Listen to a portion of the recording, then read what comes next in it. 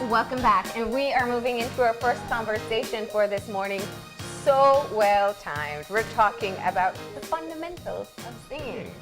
So we have with us musician Gavin Courtenay, and Gavin is here to tell us a bit about a camp that he'll be having as well. Good morning. Good morning. And welcome, partner. You know what? It's so funny that we know you. Like, I know you as an attorney. Yes. I didn't know you were a musician. There are a lot of hidden talents across this country, you know. Yes. But let's get into it, Gav. Musician, artist, singer, what's going on with you?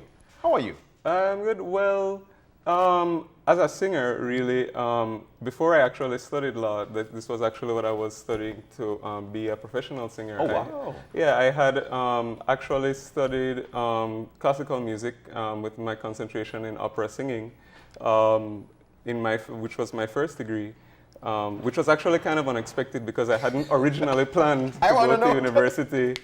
Yeah. Well, how it happened for me was that when I actually went to school abroad, I had originally intended to study English. Yeah. But a lot of my credits, which I had done in sixth form, had transferred over, and I had ended up having a lot of free time in my academic schedule.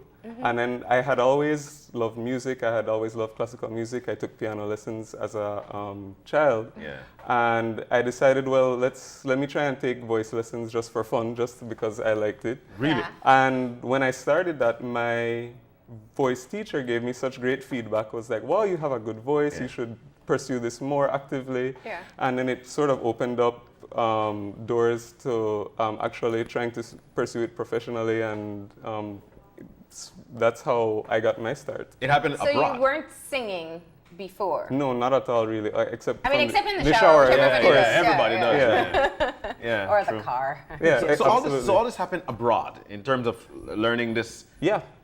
discovering this voice. Yeah, so you can say that I discovered really my voice abroad. And actually, from the States, I actually got a couple opportunities to do some programs, not only in Virginia, which was where I was studying. I got to do some work in New York, and I even did some study abroad in Italy. Sweet. So, Well, if you're doing opera. yeah, of course. And did you get a chance to perform very often? Tell us about that. Well, in terms of performing, I did do a lot at my school. Yeah. For instance, one of the big things in order to complete the program in vocal studies is that you had to have your own solo recital. So I've done a whole solo recital for about an hour or so of just me singing on stage with a piano. Also at my school, I did a lot of work in my school's opera workshop. So we would be doing segments or scenes from like whole operas. And then of course, when I would do like some of my different programs, I did some performance with like some other singers, like when I was in Italy, for instance, in New York, for instance. So I've done, and here in Belize too. Yeah. After I studied, I've done 2 full recitals here. One just me, and another one was with a pianist, a really great Belizean pianist, Susan Lynn, a couple of years ago. Wow. Yeah. So, you did this on the biggest stages. We're talking here in New York, we're talking here Italy. Yeah. What was it like for you? Was it like a nervous feel, or I started here, so I'm good? I think it's more the second thing that you said. Of course, everybody gets nervous when you have to perform or go in front of a crowd. Well, actually, for me in particular, when it comes to crowds, I tend to get much more nervous the smaller the crowd rather than the bigger the crowd. Woo! I always feel that there's more pressure when you can directly look at the people who are looking at you, because then you can see their reaction. So if you've made a mistake or you think you have, then you think, oh my gosh, you might see their reaction right there.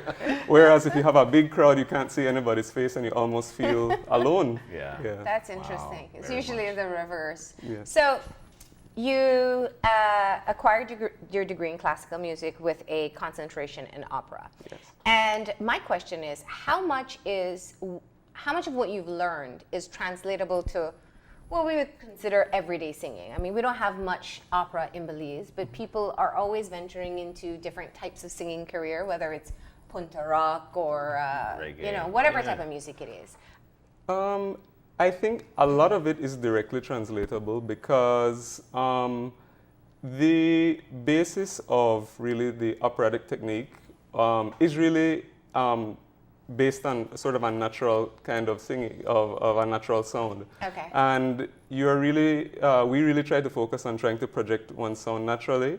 And in order to do that, it applies to all singing, the sort of basic things that one does in terms of breathing, in terms of projection, in terms of all of these sort of vocal terms that you sort of hear, like. I heard a lot last night, Yeah, so I have exactly. questions. Yeah. Exactly. So a lot of it goes directly to, and a lot of it is basically fundamental in that, stand up straight, take deep breaths, support from the diaphragm, which is what we always hear. I always hear about it. Yeah, don't strain your voice, don't get too nasal. All those sort of things that you hear, you have their basis in classical music as well. Gavin, you know that we give you we've brought you in for a very challenging task. You need to demystify all of these terms for Well, us, I'm right? happy to try. And so let's just start off with the bass. But before I ask that, can anybody be a singer? I think With so. training? Yes, well, it can be with professional training, or you can train yourself. Wow. I think anybody can sing, and I can think anybody can sing well, which might be the better. Well, maybe we should quantify it, yeah.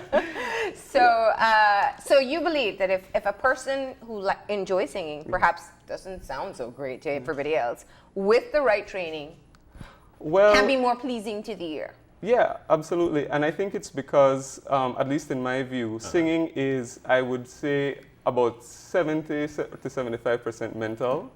Because if you think about somebody who plays an instrument like a piano or a violin, if you have a piano and you play a note on the piano, like let's say you play a C or a D, the C is always there no matter how you play it. You turn the piano upside down, you play the piano, the C will always be a C. Whereas a singer has to create the sound that they want to make. So they have to think of the C, of the C or whatever note or whatever they're singing. So what I think is that you have to be very conscious about what you want to create, and if you have a very clear idea in your mind of what the type of sound you want to make. And the second part of it, after the mental part, is that you just have to work within the range that you have. Okay. So once you know your voice, once you know your capabilities, then you have the mental element, and then perhaps maybe the breathing might be the other percentage, and then your actual vocal cords is, I would say, maybe 5% of the work. So do you play an instrument as well? I play piano very badly. And and how difficult or how easy is it to play an instrument and sing? Is this a much more difficult thing to do rather than to just sing? At the same time, yes. Well, I think that requires a sort of coordination, but again, with practice, it comes. For me, it's very difficult, but that's because I've not done much doing it at the same time. But it can be helpful if, and I know a lot of people tend to know one better than the other, so that they can kind of concentrate on, like, let's say if it's a guitar, some people may know the guitar almost by pure muscle memory, and then so they focus on the singing, and it might be the opposite too. Some people they know the song so well they can sing, whereas they might be really worried about, am I getting the notes correct? Yeah. And what about dancing and singing? The difficulty Only there? Beyonce can do that. No, the reason why I'm asking we you don't this. even really know. The reason why I'm asking you this is because in the latter part of KTV, the remix, you know that there must be all these things going on. Yeah. And then we'll have, of course, we'll be nearly next to the conclusion in terms of the strength of the competition. Yeah. So this is a hard thing to do. Yeah, absolutely. Well, that's where breath comes in important, right? Yeah. So let's start with the fundamentals. What's the first thing a person who is going out to perform needs to do or know? What's the number one thing? Well, I think the number one thing is to try to be relaxed and try to loosen up. How do you do that? And so one easy way to do it is to actually just stretch physically, like just make sure you do all of that type of thing just to loosen up your whole body, because when you're singing, your whole body is the instrument. So that helps. And then you may also want to warm up your voice. And the way you can do that is, I mean, just at the very beginning, just sort of play around with your voice, see how you're feeling that type of day, and you can just make any kind of sound. What I kind of like to do is just to like go up and down like my whole voice range, not even thinking consciously, just going woo, just like stuff like that. That just gets you kind of warmed up in the beginning. What do you mean by warming up your voice? I mean, is it you warm up for a run sometimes or a workout, and it's like they tell you, you want to get your muscles engaged and you want to heat up the body. It's the exact same principle. And when you're warmed, like you warm up a muscle, you warm up to play a sport, you feel the difference in your voice after you do a bit of warming up, a bit of exercising, a bit of breathing exercises. Also, so you may just want to start taking some very deep breaths, hold it in for like maybe 5 seconds, and breathe out. You may want to do that for about, 30 seconds, 1 minute. That helps. Sing a little bit. You may just want to vocalize. Sing it without singing any words. You do some scales. From some humming as well. Humming is absolutely helpful. Not only for warming up, but also it helps you hear yourself and hear that you're singing in tune and your pitch more accurately. Wow. Yeah. Interesting. I find myself doing some deep breathing as well. Well, I know that's what I wanted to get into next. Let's demystify the diaphragm. Well, the thing about your diaphragm is that you want to be able to sing with the support from your diaphragm so that you don't cause strain on your vocal cords or the muscles around your vocal cords. So you do this by taking deep breaths, and you actually, if you pay attention to your body very closely, you can actually feel your diaphragm moving up and down when you breathe in and out. So, you're a professional. Show us your diaphragm. Where is it? Diaphragm's right around here, right under your lungs. Yeah, right under your lungs, right around here. Yeah. It's a muscle. Yes. And we're not talking about your six-pack muscle. Everybody has it. And there's a specific way to breathe when they say breathing from your diaphragm. Yes. Well, what you really want to achieve is, and it almost happens naturally when you take a very deep breath, is when you want to get that support, you take a deep breath, and what you want to feel is your diaphragm coming down a bit and down. So you take a deep breath and you feel, and then your stomach will push out. So you feel that's when your diaphragm is coming down. But what you want to do is keep that position of the diaphragm even when you breathe out. So it's not that though when you breathe out everything collapses. You keep that sort of posture, and you keep that position. And that allows you to get the full support of your whole lungs to project the sound rather than projecting from either your throat or from your nose. So there is a bit of power that is involved, and that's where you said you use your entire body. So if the power isn't coming from your diaphragm, then it'll come from here, which is great. People tend to compensate in different ways. So and it can be dangerous for your voice as well, because it can cause strain if you're using too much of your throat muscles. Otherwise you can also develop what's called vocal nodules, which is another vocal problem. If you strain, in the worst case scenario, because your vocal cords, or as they call them, your vocal folds, they're actually muscles as well. And you can actually cause damage, which can be beyond repairs, and you can damage your vocal cords so much that scar tissue actually forms on them, and that's sort of like the death sentence right there. But okay, so let's learn diaphragm breathing. Right? Let's so posture is important? Absolutely. Sit up straight, stand up straight. Stand up straight, sit up straight. And take shoulders back. Take a deep breath. You'll know Do you have to stand? You don't have to stand. Okay. It's easier if you do. But shoulders back, and you'll know that your diaphragm lowers if your stomach pushes out. You may also feel it in your back, your sort of by the back of your ribs. You feel that sort of expand a bit, and keep that there, and then you can just la. I can't I'm not do that. singing. It's not going to happen. It's not going to happen. Okay. Actually, so you keep the posture. Yes. And but the reason I asked about diaphragm breathing and why we need to learn it is that isn't it that we naturally breathe the opposite way? That, the way we inhale and exhale with short breaths during the day is not diaphragm breathing, or isn't usually? Not usually, Yeah. no. Except if you do it a lot, like a singer or possibly an athlete, Yeah. that sort of thing comes naturally after a while. But no, when you're just talking or when you're just sitting down generally and you're not really thinking about it, you're just taking sort of not really deep breaths. Yeah. And you're just sort of inhaling and you feel it in your chest, but you're not really doing anything to sort of, it's really something that you do in order to project or to focus a sound, and you don't really do that just in normal conversation. Well, when you asked us to sit up straight and then take that deep breath in, it reminded me of following a show. I think it was last week when she had me in a yoga pose. Now I know with yoga, these are some of the things that you because she did. These are some of the things that you have to do. So would you say that working out or yoga would help when it comes to singing? Yeah, absolutely. Like with anything, exercise and training, the healthier you are, is the healthier you'll sound. So absolutely, when it comes to like doing the exercise and workout, and it also improves your breathing as well.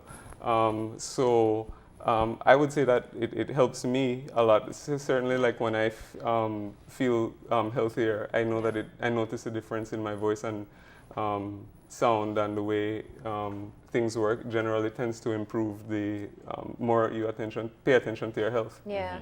And if you're not thinking so much about your breathing, it helps. Like if you're not so focused on it, if you're already used to it from exercise or something else. Yeah. So we had the posture, the breathing in deeply, where your belly comes out, and try and keep it there. and you try not to just let you're letting out the air, but you're not bringing it in, right? It's not going to collapse. Exactly.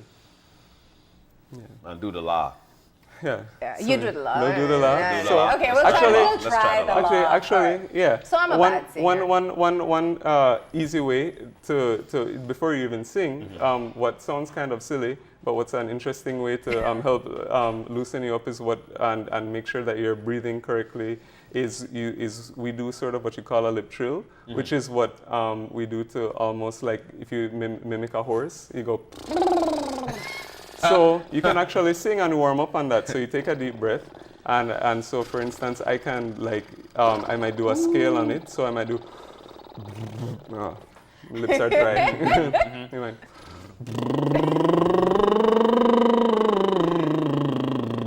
That's a good way. So you take it up and Yeah, then you. take it So here's a funny joke, right? Yeah. Because when you're on stage, like if you're doing anything else other than singing, you have to do similar things. If you're doing a monologue, if you're speaking. Yeah. When I read the news, sometimes they see me doing that, and they're like, Yeah, What's absolutely. Doing that.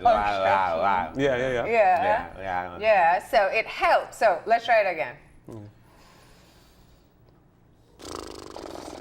I can't do it if I just look on and smile.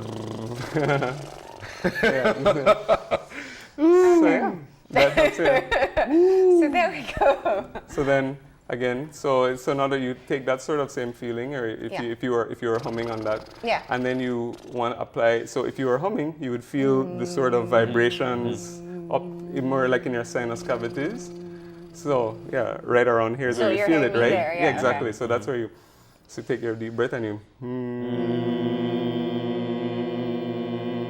So where you feel that vibration now coming, you keep your posture, and basically there that means that your voice is, if while you're warming up, or that's basically this sort of feeling you want to feel when you're singing, that sort of vibration and this sort of connection to your whole thing. Okay. So when you put it all together, then you can just do the same thing that we've been doing, but then I just sing like a la. Okay. So then you just so I'll breathe in, and I have my position, and I go la. La. There you go. Sounded good. Yeah, you guys sound nice. It wasn't that nice. But, It sounded good. we laud it. So how do you, if you were making a recommendation to a singer, learn to move away from the nasal sound? Because that's what we hear a lot, like people singing through their nose. And it's hard to explain to people. Well, a lot of people sing nasally, and a lot of men in particular, because I think a lot of people try to sing outside of what's really their comfortable range. And it's kind of a cheat it's kind of a cheat that you can actually access some like higher notes with using your nose. Yeah. So because naturally, if you think of like somebody who even has a very nasal speaking voice, it tends to sound very high or even strident sometimes. So what I would say is to avoid that sound. I think you should, when you start warming up, or maybe even the songs you sing, start from the lower end of your range. So because most people will find that that's actually a much more comfortable and a much more natural sound, or to even try and sing around where where you speak. Okay. So try to sing low, and that sort of opens things up, because then that creates the sort of richer, fuller sound, and you want to carry that same sort of quality up so that you avoid the whole nasal sort of sound. So to sort of demonstrate something like that, if I were to use or to rely then on like my nasal or my sinus cavities to project, then I could like if I were to do a simple scale, I might do starting low. I might do la la la la la la la. Yeah, you hear the difference. Yes. Versus if I were to try and use the same quality with the note that I start on, so la, so I start la. So using that, starting right there again, breathing in, but trying not to use my nose, but trying to again use my posture, use my support. So then I might la la la la la la la la. Didn't use my nose at all. Well, I swear, man. I swear. Okay, so we got through the breathing, and you have to control that throughout the course of your performance, right? Yeah. One other element that I think, and we heard that a lot last night too, I think it was talking, I don't remember the term that was used, but it was understanding the emotion of the song and how you sing it. Talk to us about the importance of linking the two together. Yeah. When it comes to emotion, well, singing, like all art forms, it's really to express something, express an emotion or a feeling, or and then all of our songs, well, they'll have words, and they're usually about very sentimental or heavy topics. They may be dealing about love, loss, or breakup, all kind of things like that. And so you want to ensure that you're actually conveying the actual feeling behind the songs. And I think the best way to do that is really to draw from your own life experiences. And you'll find that if you do actually think about things that you can connect to the words, to the song, or even in many cases, just the sound of the music itself, like the harmonies and the chords, they may cause a certain reaction in you. And if you think about it, I find that naturally you tend to when you put what your own feelings or your thoughts into it, the reaction tends to come out naturally. So it's more authentic. So if I find that if you can relate it to one of your own experiences, then it becomes more than just sort of a technical exercise. Then it's really something personal that you are expressing. What about voice control? How do you stay on key the whole while? Because there's nothing worse when somebody starts off so great and then it's just gone. And we saw some of that. We saw some of that last night great. as well. Well, when it comes to control, there's a whole lot of things that might be going on. Okay. So, for instance, if you start off well and then maybe something happens, it may be for a host of reasons. I know, for example, a lot of singers may get nervous because maybe they think they've made a mistake or they've cracked all the while nobody in the audience has noticed, but you think, oh my God, I sang this note wrong, or I didn't do what I was supposed to do, and then you tense up. And when you start tensing up, then you start overcompensating, and then you might try to push your sound, as I was saying earlier, if it is that it's actually a song that's not really comfortable in your range, you try to overcompensate by shouting, by going nasal, or you may just be singing flat or sharp, and it may be a case where you can actually just practice by listening to yourself, like maybe just recording yourself on your phone to hear how accurate you are singing in terms of pitch and if you're staying in key. I find that, again, going back to what I was saying about singing being more mental than anything else, you can, if you listen to yourself and you're sure of the sound you want to make, then you just have to focus very hard on singing. And also, if you think back to what you've learned, or think back about maybe if you've practiced the song several times and then you had a time that was really great, or you know, you might have been in the shower, but you know, you just thought that you sounded out of this world. But you see, that's the thing there. Sometimes we think we sound great. Yeah, but I think that one of the things is that you have to try and bring that same energy, because I find that a lot of what holds people back is the mental side of it, but from the opposite perspective, that they think that they're so nervous, or they think that they're going to sound bad, or they think that because they're in front of people, they can't bring the same energy that they brought in the shower, because they're not they're not in the shower, because they're not comfortable. So because they're not as comfortable. But what about what you ingest, especially in performance, so you could eventually keep up your voice quality? And I'll give you an example. I was on stage with a very popular Jamaican musician and Jamaican artist, and he had actually a bottle filled with honey and garlic and a whole host of things in there. What does that do for them? Does it? Yeah. Does it matter what you eat or drink before?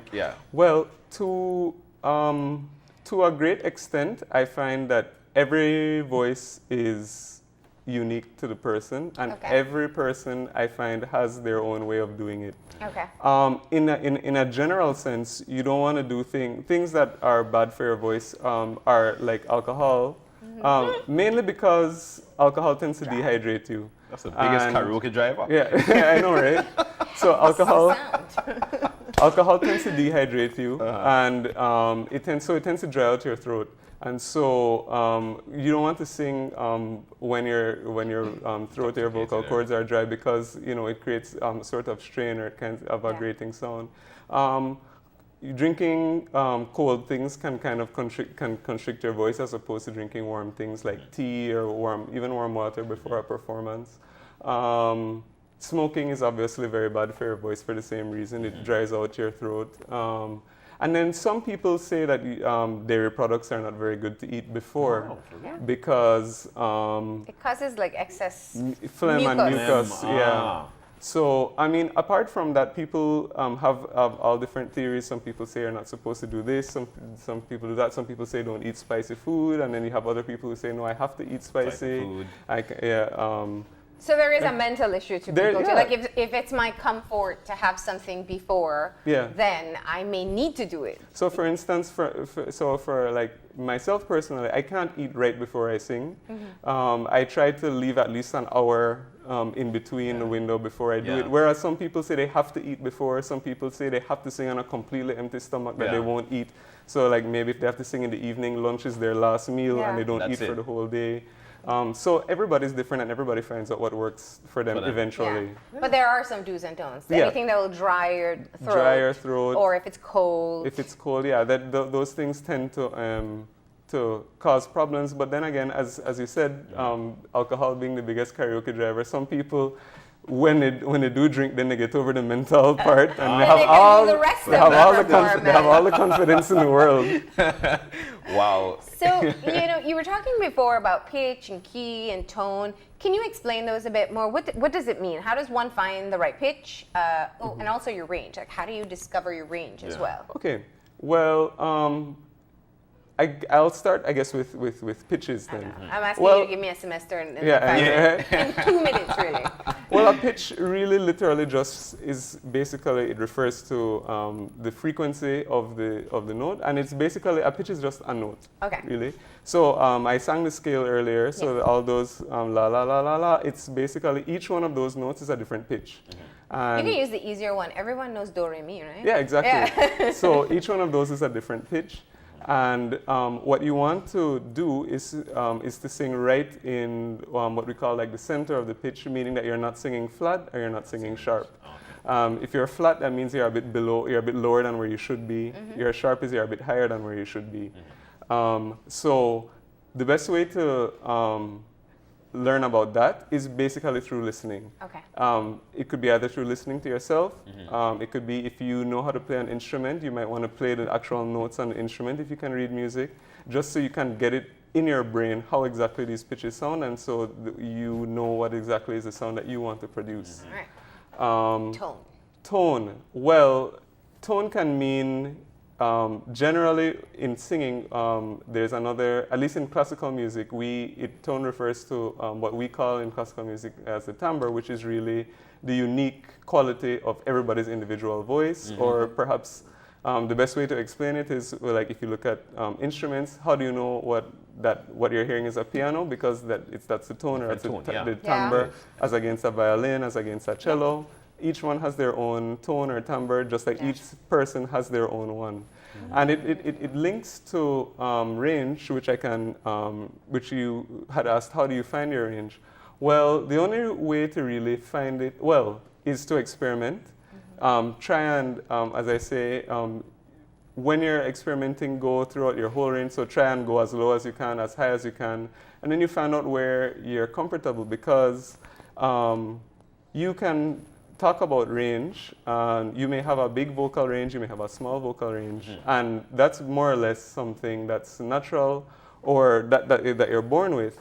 But what's more important than just the range itself is finding out where your voice is actually comfortable. Yeah. So in classical music, we have a word, we have an Italian word called tessitura. And your tessitura is where the range that you're comfortable singing. So it may be that you can sing all these high notes or these low notes, but you're not comfortable singing the high notes all the time, or singing the low notes all the time. So what you find is you want to find where you're comfortable. And to give a good example of this is, one time a couple of years ago, I was teaching some singing classes to a big group of students, and I had a student, and he was singing rock and alternative type music, and he said, oh, he has trouble with this, and he a lot of difficulties, and he doesn't think he can sing well, so that's why he came to me. And so I had him sing what he was singing, and I said, all right, well, I can hear, so I'll try and work with you. So when we went to the piano, we started, I just started doing scales with him, and then I noticed where he was singing those songs, and then I said, hey, but when we're going lower, you sound a bit more comfortable, so rather than go high, let's try and go low. Yes. And it ended up that he had almost like a whole octave of his voice that he didn't know that he was using, and it was where he was more comfortable singing. So he was trying to be, Chris Brown, when he was really like a Barry White. and I guess that's a process of discovery that each individual singer has to go through. Well, I mean, they must. Yeah. But and that was a question I wanted to ask, because we see this a lot of times in performances where people just have a song that they like, but it's a high song, for example, and they're more comfortable in a lower range. Yeah. What's your advice? Should they attempt to sing the higher song? Should they stick to something within their range? Or how do they learn to be able to change the song to fit within their range? I think the most important thing is that you should just sing where you're comfortable. Okay. And I think that when it comes to like songs, it may be that you're comfortable for most of the song, but they may have a couple high notes that that you have problems with. Yeah. Like those Whitney Houston songs that people keep on trying. Yes. So it may be that something, if you find that you actually are comfortable singing for most of the song, then it may be able to be corrected either by just, relaxing more, because I find that especially when it comes to high notes, people get nervous about singing them, so they tense up. So you try to relax. It's harder to achieve the song. So it's much harder to achieve, so you want to try and relax. You want to try and bring the same feeling that wherever you're feeling comfortable, you try and bring it up. And then one of the tricks that is taught to us in classical music is that when you have a high note, when you're about to approach it, just think about it like you're singing a low note, or singing like the note an octave. Thinking about it, singing an octave below. Sorry. Wow. All right. So you've seen singing shows. You've seen singing in Belize. We have KTV, we'll have our Summerfest with our kids coming up. Yeah. What's your advice to them? From what you've seen, what are some of the mistakes that they're making, or things that can be corrected or improve their voice? I think that, again, it goes back to finding your voice, finding where you're comfortable, and don't necessarily try to imitate. Like, you may think that, all right, you know, Whitney Houston, Adele, Mariah Carey, they're great singers, so I want to sing just like them. No. Whereas it's not necessarily that if you can't sing like Whitney Houston, you can't sing. That's not true. It's that you may try and explore a whole different, you know, types of music, and you may find songs or styles of singing that may suit your particular voice better. It may be that, and even a lot of famous singers have gone through this, where they don't really find their voice. They take a while to actually find their voice. Yeah.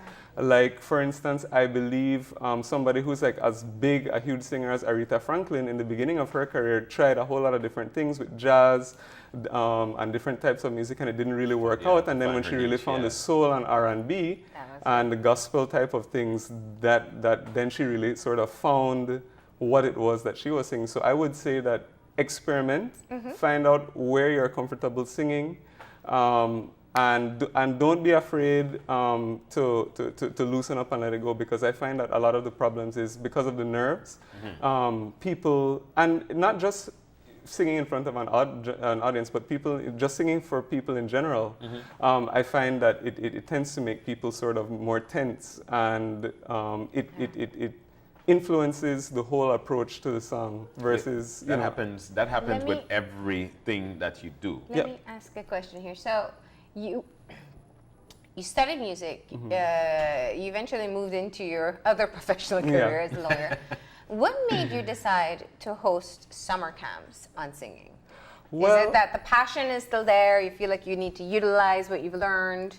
Yeah, definitely both of those things. How it really started was that I was actually approached by a student, a vocal student at SJC, because they've now started a new music program, and the student got my contact information because she had heard that I had done this opera and that I had done like a few recitals here. So she just got in contact with me and you know, wanted some advice because she was interested in actually pursuing music professionally. Yeah. And because it's really something that I'm passionate about, and I always want to help out. I had the idea that, well, you know, if she approached me, and based on some of the lessons that I've done before, I thought to contact my music teacher, Miss Gina Scott from the Belize School of Music. And I said, well, you know, I have this student who told me that she's interested in this, and I don't know if you have other students who would be interested. It's knowledge and stuff that I would love to share. If people wanted to help out with singing, I would also like to help with that. So if you know of anybody, or if you think that this is a program or something that we can do, like, I don't mind, since some like people who are in high school and stuff might be out for the summer. I would, I don't mind helping. So that's how it really started, and we just sort of collaborated. It ended up being a collaboration between me and the Belize School of Music, and we ended up, a lot of people ended up expressing an interest. And it's for 13 and older. 13 That's the age you're working with. And we've got July 9th to the 13th. Yeah. It's the thing. It's starting basically. It's a week-long program, and it's basically an introductory course. Because I hope to be doing some more things throughout to the end of the year, and you know, moving forward as time goes on in a more structural thing. But so what I want to do in this course specifically is I'll split the time between sort of some just general education, where I'll be teaching about singing fundamentals, a bit of music history in terms of, you know, music and performance, individual voice, and actually working with the individuals themselves in what we call a master class format, even though I don't consider myself a master. But it's basically, I'll be working with an individual singer, but it will be in front of the group. Okay. So that everybody gets the benefit of seeing the process. The process. Yeah. Nice. And it's 5:30 to 7 p.m. Yes. for 1 week. For 1 week, yes. Is there a limit in terms of the amount of spaces that are available? Do people need to register now so they get a space? And where? Yeah. Well, you can contact me. You can contact me personally just on my email address, which is gav640@gmail. Okay. Gmail.com. You can, yeah, I'm on Facebook too. You can contact me personally. You can also contact the Belize School of Music at gmail.com. And right now, we're not really limiting the program in terms of actual spaces because I want to more see how many people are actually interested in it.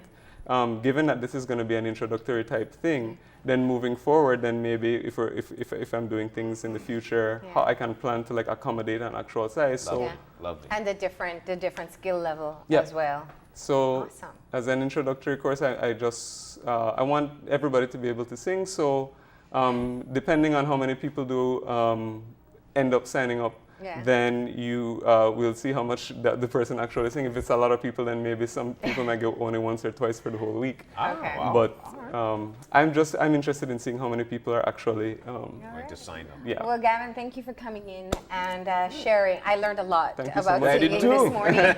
And for those who are interested, the camp starts next week. Yeah. And it is in the evening, so even if you're working, you can still take advantage of it. And you contact the Belize Music School or Gavin on Facebook, and you can sign up. What's the cost of the camp? It's just $100 for the week.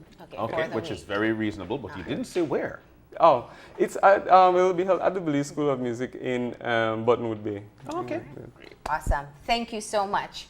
We're going to go ahead and take a break now, and we're going to be talking to a Belizean author who's launching a book, a children's book called Kieran's Typebook. So stay tuned.